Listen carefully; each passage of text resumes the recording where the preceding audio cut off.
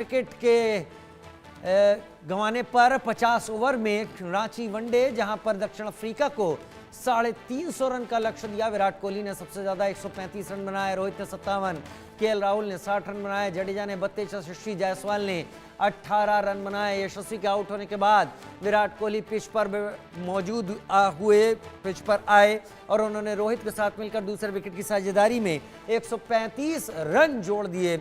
इससे पहले कि दक्षिण अफ्रीकी बॉलर कुछ समझ पाते, विराट ने अपने अंदाज से बता दिया कि आज वो रुकने वाले नहीं हैं।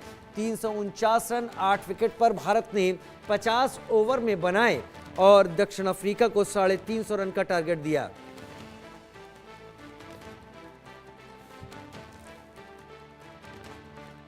उधर बड़ी खबर इस वक्त की यह भी कि विराट कोहली ने 52वीं वनडे सेंचुरी जड़ी और इसके साथ ही मास्टर ब्लास्टर सचिन तेंदुलकर का रिकॉर्ड तोड़ दिया है। विराट कोहली ने 52वीं वनडे सेंचुरी जड़कर सचिन तेंदुलकर का रिकॉर्ड तोड़ दिया। सचिन के टेस्ट मैच में 51 शतक थे। कोहली ने 52वीं वनडे सेंचुरी यहां पर बनाई, लेकिन रिकी पॉन्टिंग का भी रिकॉर्ड तोड़ा, कोहली ने तेंदुलकर का भी रिकॉर्ड तोड़ा।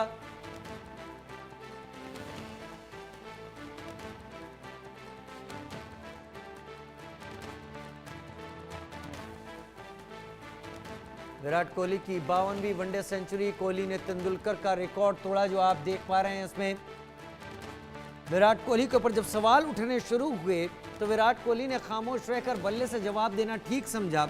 कई बातें ये भी हैं कि शायद विराट कोहली ने इसके जरिए अपने आलोचकों को जवाब दिया, जो लगातार विराट कोहली के ऊपर सवाल उठा रहे थे, जो लगातार ये कह रहे थे कि विराट कोहली अब चूक गए हैं और विराट कोहली को अब क्रिकेट से हट जाना चाहिए। पॉन्टिंग और तेंदुलकर के रिकॉर्ड को ध्वस्त करने के अलावा विराट कोहली ने एक और ऐसा कीर्तिमान आज रांची वनडे में बना दिया जो अभी तक कोई नहीं कर पाया। विराट कोहली बाइलैटरल वनडे मैचों में 10,000 रन बनाने वाले दुनिया के पहले क्रिकेटर भी बन गए हैं। उन्होंने मुकाबले में 64वां रन जब पूरा किया था तब ये उन्होंने यहाँ रिकॉर्ड बना लिया था। अब आप सामने सेंचुरी किंग्स के तौर पर लिस्ट देख पा रहे हैं। विराट कोहली 306 वनडे 52 शतक, सचिन 463 वनडे 49 शतक, रोहित 270 वनडे 33 शतक, रिकी पॉन्टिंग की भी इसमें रिकी पॉन्टिंग का भी नाम है।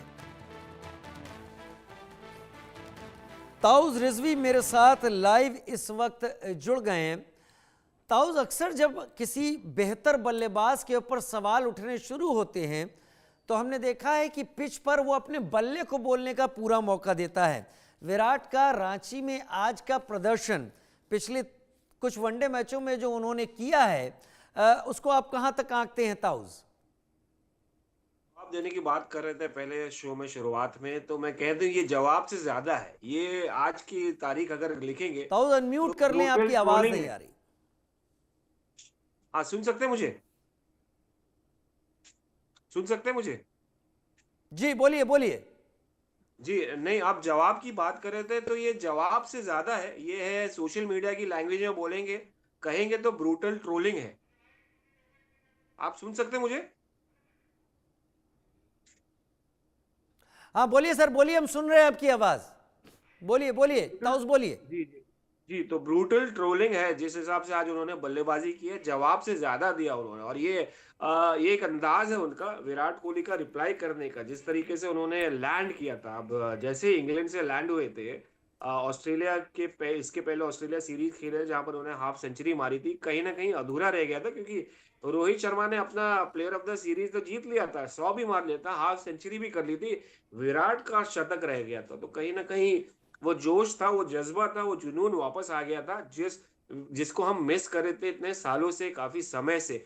तो कहीं ना कहीं जैसे ही लैंड हुए तो बॉडी लैंग्वेज में कुछ नजर आ रहा था कि यार ये बंदा कहीं ना कहीं एक मिशन लेके आया है, भूख है इसकी, और जो उसका गोल है 2027 का, उसको अचीव करना है। खास करके इतना जो क्रिटिसिज्म आया है उनकी तरफ, चाहे वो हो रोहित शर्मा हो, तो इन दोनों ने बना लिया। और जो रोहित शर्मा का रिएक्शन अगर आपने देखा होगा विराट कोहली की सेंचुरी के बाद, बहुत सारे लोग जो नहीं देखे होंगे सोशल मीडिया पे जरूर जाए और लिखे रोहित शर्मा रिएक्शन, कि जिस जैसे ही विराट ने सेंचुरी मारा, जो भड़ास निकाली है रोहित शर्मा ने अपने ट्रेडमार्क स्टाइल में। बताता है कि ये दोनों कितना डेस्परेट है, कितना बेताब थे जवाब देने के लिए जो आलोचकों को, साथ साथ उनको जो चाह रहे थे कि यार इनका करियर जो है खत्म हो जाए। खास करके टेस्ट क्रिकेट में जिस तरह से उनको बाहर निकाला गया है, एक षड्यंत्र रचा गया है। चेस में जैसे खेला जाता है, शतरंज में, वैसे ही बाहर बिसात बिछा के इन दोनों को साइड किया गया। और खास करके रोहित और विराट को, और विराट और रोहित को जिस तरह से कप्तानी छीनी गई है हम्म। चैंपियंस ट्रॉफी जीतने के बाद, तो कहीं ना कहीं इन दोनों का एक मिशन है कि भाई 2027 तो हम खेलेंगे, मगर बता बता के खेलेंगे कि हम, हमारी जगह ये है, और हम साबित करके रहेंगे उन लोगों को जो अभी इनफैक्ट सीरीज अनफॉर्चुनेटली हार गई टीम इंडिया टेस्ट क्रिकेट, तो वो कॉन्टेक्स्ट में और बड़ा हो गया नॉक। तो कहीं ना कहीं ये सिर्फ क्रिकेट नहीं है, ये क्रिकेट मैदान के बाहर भी हो गया है। ये क्रिकेट एक अलग तरीके का जंग हो रही है आपस में ही। ये होना तो नहीं चाहिए, मगर जिस तरीके से माहौल बनाए, कॉन्टेक्स्ट बनाए, अब उस हिसाब से ही जा रहा है, वैसे ही प्लान हो रहा है, और इंटरेस्टिंग कहानी हो रही है। ताउज, क्या मैं अकेला हूं ऐसा सोचने वाला? मुझे पता है कि आप स्पोर्ट्स के जर्नलिस्ट हैं, आपने मुझसे ज़्यादा इन चीज़ों को नज़दीक से देखा है। पता नहीं क्यों मुझे ऐसा लग रहा है कि अभी भी विराट के बल्ले में वो धार है जो उन्हें कम से कम T20 से दूर तो नहीं करती, अगर वनडे में वो इस तरीके का परफॉर्मेंस दिखा रहे हैं तो। नहीं देखिए, T20 में तो इन दोनों का पूरा ही रोल था कि हम T20 क्रिकेट खत्म ही कर देंगे, और 2024 में इन दोनों ने रिटायरमेंट का अनाउंस किया था। वही वजह थी कि हमने अचीव कर लिया है गोल। T20 विराट कोहली ने वर्ल्ड कप नहीं जीता था, रोहित शर्मा ने 2007 में जीत लिया था, तो दोनों सेटिस्फाइड थे कि हम 2024 का T20 वर्ल्ड कप जीत गए। रही चैंपियंस ट्रॉफी की बात, वो भी जीते। एक वर्ल्ड कप जो है रोहित शर्मा का, खास करके 2027 का world cup, 50 over world cup रह गया इनके पास। अब तो विराट कोहली क्यों ना हो, विराट कोहली का आरसीबी जब आईपीएल जब तक ये जीते नहीं थे तब तक की वो हंगर था, और अभी भी है। मैं कह रहा हूँ कि यार क्रिकेट ये अभी भी ऐसा नहीं कि ये बूढ़े हो गए, 40 साल के हो गए, 45 साल के हो गए, अभी तो ये 37 साल के हैं या 38 साल के हैं। कहीं ना कहीं जाते जाते 2027 तक 40 के हो जाएंगे, और ये 29 के रहेंगे। मगर इनका क्रिकेट खत्म नहीं हुआ है जो हम अनुमान लगाइए तो। भारत में इतने टैलेंटेड यंगस्टर्स हैं, तो उनको मौका देने की बात है। यहाँ पर इनका क्रिकेट खत्म नहीं है, सवाल तो कभी नहीं। हाँ, टेस्ट क्रिकेट में कहीं ना कहीं इनके ऊपर सवाल इसलिए रहा है क्योंकि रन्स नहीं आ रहे थे, और यंगस्टर्स को टेस्ट करना था, और वो लंबी जंग है कि यार फ्यूचर में जाके देखना है आपको, 2027 का WTC देखना है, टेस्ट क्रिकेट फ्यूचर में प्लेयर्स बनाने, तो ट्रांसिशन फेज भी कहीं ना कहीं आ जाता है। T20 एक यंगस्टर का गेम है, तो वो एस्पेक्ट में भी देखा जाता है। नहीं तो आप देखिए, ये दोनों आईपीएल में भी अभी भी है जो T20 फॉर्मेट, तो कहीं ना कहीं इनका क्रिकेट खत्म नहीं है। और लगा रही 2027 की बात या 50 ओवर की बात, बिना एक्सपीरियंस 2000 T20 क्रिकेट में आप बिना एक्सपीरियंस के खेल सकते हैं, मगर 50 ओवर का क्रिकेट रिक्वायर्स ह्यूज एक्सपीरियंस। जो आज आपने देखा है, आप ऋतुराज गायकवाड़ देखिए, यशस्वी जायसवाल देखिए, डेब्यूटेंट, कहाँ एक्सपीरियंस काम आया? विराट का एक्सपीरियंस काम आया, रोहित का एक्सपीरियंस काम आया, केएल राहुल का आया, रविंद्र जडेजा का है। तो एक्सपीरियंस बहुत महत्वपूर्ण होता है ओडीआई क्रिकेट में, तो इनका चलता रहेगा। रही T20 क्रिकेट बाद, ये तो अपनी मर्जी से रिटायरमेंट लिया इन्होंने, वाकई वाकई कोई उनका सवाल उनकी कॉल है, उसको रेस्पेक्ट करना चाहिए। मेरे साथ सुदीप राजपूत भी जुड़ गए हैं, लेकिन मैं आपका ही रुख करूंगा पहले, इससे पहले कि मैं सुदीप का रुख करूं। ताउज, आपको भी लगता है एक और इसके साथ एक और आंकड़ा है, 50+ का जो स्कोर है वो उसका भी सैकड़ा जड़ दिया है, उसकी अभी सेंचुरी विराट ने बना दी है। जी, सही तो है। मतलब एक के बाद एक, सिर्फ 50+ क्या, 83 टन इंटरनेशनल क्रिकेट टन, और 52 इंटर ओडीआई हंड्रेड्स। मतलब दिस हैज बीन ह्यूज। अगर शायद बीच में ड्राई रन नहीं आते, तो हम शायद इनकी बराबरी सचिन तेंदुलकर से कर रहे होते, क्योंकि 4-5 साल का जो बड़ा गैप रह गया है हम्म। जहां पर रन नहीं आए 3-4 हम्म। साल में, जो जिस विराट कोहली को हम जाना करते थे, और ये विराट कोहली हम शायद उनको रिफ्लेक्ट करते हैं पुराने विराट कोहली से, क्योंकि जो आज की इनिंग्स थी वो प्योर डोमिनेंस, प्योर अथॉरिटेटिव और प्योर क्लास की इनिंग्स थी, जो हम विराट कोहली से हमेशा एक्सपेक्ट करते हैं। और मैजिकल की बात यह है कि उसी ग्राउंड पे आई है जहां पर महेंद्र सिंह धोनी का मैदान है, स्टेट है। और क्या बूस्टिंग बातें हुई होंगी, कन्वर्सेशन हुआ होगा कल रात, पार्टी शायद, या में। उसके पहले एक रात जो मिले थे, वो जानने लायक रहेगा कि क्या गोली दिया होगा महेंद्र सिंह धोनी ने विराट कोहली को, कि इतना जबरदस्त नॉक आया और इतना जबरदस्त रिटर्न, और अथॉरिटेटिव नॉक मैं कहूंगा, इनिंग्स। जो हम वे- बहुत दिन से रुके हुए थे जिसके लिए। विकेट के पीछे से तो धोनी बहुत सारे कमांड्स देते रहते थे, लेकिन इस बार धोनी ने विकेट नहीं, ग्राउंड से बाहर रहकर पार्टी में क्या कमांड दी जो आज रिफ्लेक्ट कर गई। सुदीप, और कुछ अपडेट्स आ रही हैं इस मैच को लेकर जो अब तक चल रहा है? जी बिल्कुल, देखेंगे आप तो जिस तरीके से पहले इंडिया बल्लेबाजी करती है, वहां पर एक बड़ा टारगेट देती है साउथ अफ्रीका को 350 रन यहां पर बनाने। लेकिन जिस तरीके से गेंदबाजी अभी हो रही है, आप देखेंगे वहां पर 1.3 ओवर गेंदबाजी हुई है, 7 रनों पर 2 विकेट यहां पर साउथ अफ्रीका की टीम गंवा चुकी है। जब टीम इंडिया 350 रनों का यहाँ पर टारगेट देती है, तब कहीं न कहीं वो बात पूरी तरीके से क्लियर हो गई कि टीम इंडिया इस मुकाबले को बहुत आराम जीत ले जाएगी। क्योंकि आप साउथ अफ्रीका के रिकॉर्ड को देखेंगे घर के बाहर यानी कि विदेशी सरजमी पर, तो उनका जो आंकड़ा था, जो चेज करने का उनका सबसे सफल चेज था, वो 328 रन था।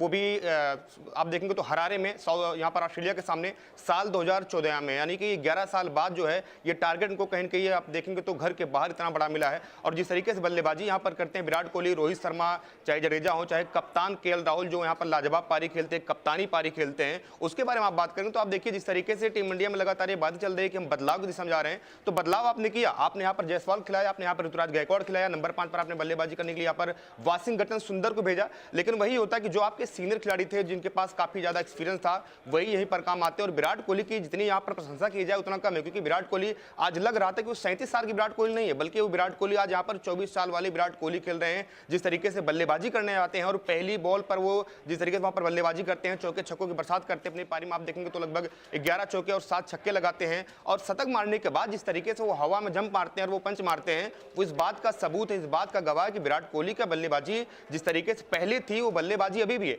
52 शतक यहाँ पर ओडीआई मैचों में लगाना ये अपने आप में बड़ी बात है। 110 अर्धशतक टोटल आप उठाकर देखेंगे तो इंटरनेशनल उनके हो गए। तो कहीं न कहीं विराट कोहली इस बात को यहाँ पर बता रहे थे कि जो उनके बारे में तमाम चर्चाएं हो रही थी विराट कोहली रोहित शर्मा को लेकर, कि अहमदाबाद में एक मीटिंग होगी, दोनों के भविष्य पर फैसला किया जाएगा 2027 के वर्ल्ड कप को लेकर। मुझे नहीं लगता कि जिस तरीके से सामने बैठकर गौतम गंभीर इस मैच को देख रहे थे और अजीत अगरकर जिस तरीके से मैच को बाहर से देख रहे थे, अब यहाँ पर मीटिंग करने की कोई जरूरत नहीं है। आपके पास जो एक्सपीरियंस खिलाड़ी है उनको आप लगातार मौका दीजिए। 2027 अभी दूर है, लेकिन उसके पहले जिस तरीके से इस मुकाबले में विराट कोहली शतक मारते हैं और अपने इसके पहले वाले मुकाबले में रोहित शर्मा वहां पर शतक मारते हैं ऑस्ट्रेलिया में, तो दोनों अभी पूरी तरीके से फिट है। विराट कोहली की फिटनेस पर कोई सवाल कभी था ही नहीं। रोहित शर्मा के ऊपर सवाल उठ रहा था कि रोहित शर्मा बहुत ज्यादा मोटे हो गए हैं, उनकी फिटनेस पर सवाल उठ रहा था, लेकिन रोहित शर्मा ने अपने वजन को यहाँ पर 10 किलो कम किया था। 10 किलो कम करने के बाद आप देखेंगे तो ऑस्ट्रेलिया में जाकर शतक लगाते हैं, बैक टू बैक फिर भी यहाँ पर आते हैं, रांची में जाकर वो अपनी 51 गेंदों में 57 रन की पारी खेलते हैं, एक महा रिकॉर्ड अपने नाम करते हैं, 352 वहां पर उनके 6 हो गए, शाहिद अफरीदी के रिकॉर्ड को तोड़ते हैं। तो कहीं ना कहीं टीम इंडिया की जो बल्लेबाजी आज रही वो वाकई बहुत शानदार रही, और शानदार इसलिए भी रही क्योंकि आपके पास जितने एक्सपीरियंस बल्लेबाज यहाँ पर थे, हमने बताया आपको, चाहे केएल राहुल हो या फिर विराट कोहली हो या रोहित शर्मा हो या जडेजा हो जो कि 32 रनों की पारी खेलते हैं, छोटा नॉक खेलते हैं, उतनी तरह पर यहाँ पर बल्लेबाजी करते हैं, इन सभी ने इस बात को पूरी तरीके से साबित कर दिया है कि अगर आपके पास एक्सपीरियंस है तो एज मायने नहीं रखती। क्योंकि विराट कोहली के एज आप देखेंगे 37 साल है और रोहित शर्मा लगभग 38 प्लस होने वाले हैं। तो कोई यहाँ पर आप सब तरीके से कह सके टीम इंडिया इस मुकाबले को जीत के करीब बढ़ रही है, क्योंकि आपने पावर प्ले में दूसरे ओवर में हर्षित राणा ने यहाँ पर 2 विकेट झटका दिए हैं। ठीक है, वो सारे अपडेट्स मैं आपसे लेता रहूंगा। लेकिन ताउस, क्या एक बड़ा डिफरेंस आप देख रहे हैं टेस्ट से वनडे की तरफ आती हुई टीम के बीच में? क्योंकि टेस्ट में हमारा टिम्बा बबुआ के आगे, हमारी उस टीम के आगे हमारा क्या हाल था वो भी आपने देखा होगा, और आज रांची में वनडे में आते ही एकदम तस्वीर बदली हुई है। देखिए, मैं तो जज नहीं करूंगा। लाल बॉल क्रिकेट और सफेद बॉल दोनों ही अलग फॉर्मेट होते हैं, अलग विकेट्स होती है, अलग बॉडी लैंग्वेज होती है, अलग स्ट्रैटेजी होती है। यहाँ पर देखिए, आप देखेंगे शुरुआत में बल्लेबाजी भी आसान थी, गेंदबाजी सफेद सफेद गेंद से खेलना भी आसान होता है, बॉल ज्यादा स्विंग नहीं होती शुरुआत में जो लाल गेंद में होती है, फील्ड सेटिंग्स पूरी अलग हो जाती है, बेसिक्स पूरा अलग ही हो जाता है यहाँ पर, क्योंकि रिस्ट्रिक्शन नहीं रहता टेस्ट क्रिकेट में। और यहाँ पर रहता है पावर प्ले से लेकर आपके पास लिमिटेड ओवर्स, तो और आप जितना भी खेलना चाहे छूट सकते हैं और आजादी रहती है बड़े शॉट्स खेलने की। तो कहीं ना कहीं माइंडसेट भी चेंज हो जाता है और आपके पास वो लिमिटेड ओवर होता है जिसमें आप फ्रीडम रहते हैं, आप अपने आप को ब्रेक फ्री करके खेलते हैं। तो देखिए, साउथ अफ्रीका डेफिनेटली हावी तो थी, मगर उनके स्पिनर्स, उनके तेज गेंदबाज टेस्ट क्रिकेट में तो जिस तरह से उन्होंने डोमिनेट किया, और एक्सपीरियंस अगेन, मैं पहले ही कह देता हूँ कि पहले ही कहा था मैंने कि एक्सपीरियंस बहुत ज्यादा काउंट करता है, चाहे वो ओडीआई क्रिकेट हो या टेस्ट क्रिकेट हो। टेस्ट क्रिकेट में हम लैग कर रहे थे, एक्सपीरियंस जो चाहिए रहता है ऑब्वियसली जो हमारे पास नहीं था, या हमारे पास इंजरीज शुभमन गिल की हो गई थी। One of the reason that we could not live up to the expectations या चैलेंज नहीं कर सके। और साउथ अफ्रीका मानना भी चाहिए कि क्रेडिट देना चाहिए उनको, जिस तरह से उन्होंने किया है, इफेक्टिव रहे हैं। ऐसा नहीं कि ये धमाकेदार गेंदबाज थे उनके पास। साइमन हार्मर को इससे पहले कौन जानता था?